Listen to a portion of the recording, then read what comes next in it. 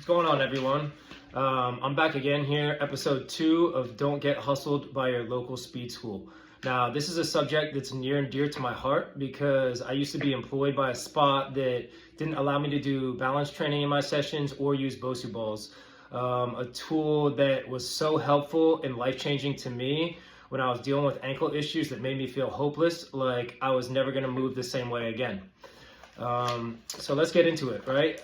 Why is your local speed school not worth the money, and why is their program ineffective? All right, the answer is simple. The reason your local speed school is not worth the cash is because, quite simply, they do not have a clue how to enhance your movement. In fact, they will actually do the opposite. Oftentimes their program is based on a couple things, right? They're going to have strength classes where they're going to basically teach core brace lifts, up and down lifts, where your core is braced, okay, locked up.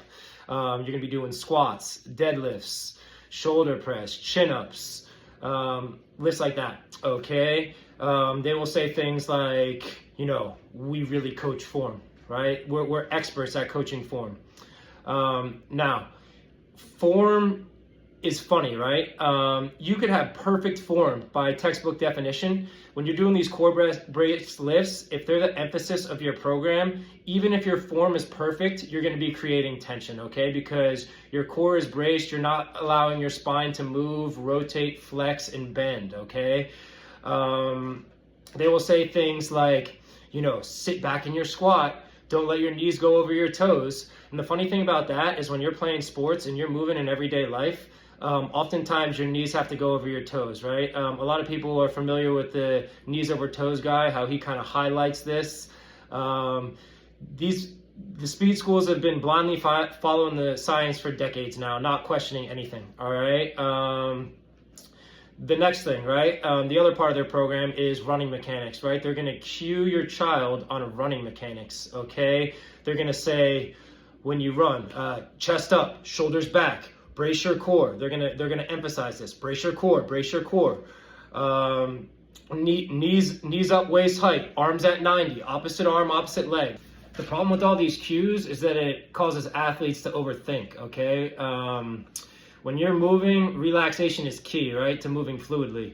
The second you start giving a kid like 50 different cues, guess what? He's going to be overthinking, he's going to be tensing up, and he will absolutely not be fluid, okay?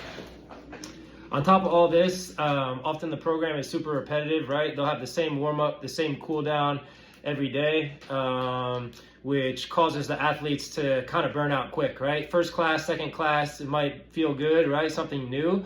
But after you take a few classes, it's almost like the kid can predict what's next, and that's when the brain turns off, all right?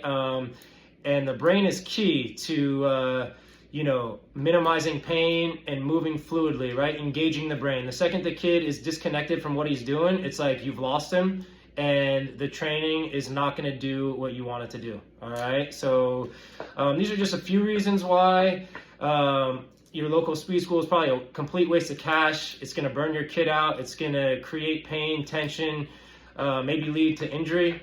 All right, so be on the lookout for these things. If you've already signed a contract, you got a kid enrolled in one of these programs, see what you can do to like maximize it. All right, maybe see if you can get your cash back. I would imagine that would be tough, right? They make it very tough. But if you have to walk away, you got to do it, right? Your kid's potential and his engagement and his love of training is more important, okay, than some wasted cash. All right, so please, if this interests you, you got any questions for me, please reach out. I'm happy to help.